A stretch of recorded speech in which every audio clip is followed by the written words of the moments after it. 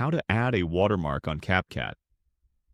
For that, you have to follow my instructions very carefully so you can see that I'm on the interface of CapCut. Now I'm going to create a new project.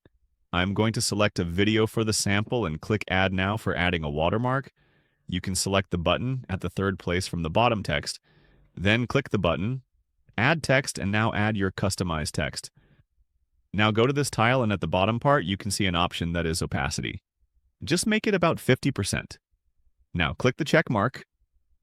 Now you can adjust the size of the watermark by dragging it. And now you can adjust the length of this according to the timeline. Here you are now. You are done, but you cannot use the same watermark like this exact sample. Just go to your Chrome browser and download a green color.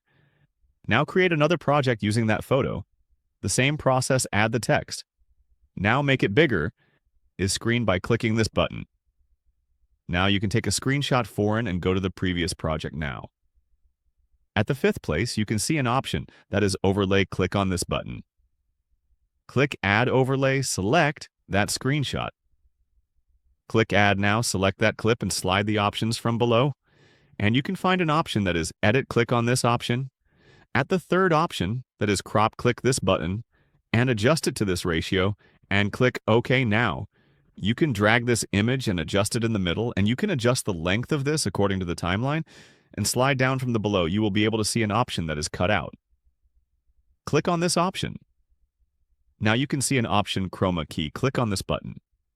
Now select the green color, go to the intensity option. Increase the intensity, and you can see that the green color has been removed. Click the check mark. Here you are.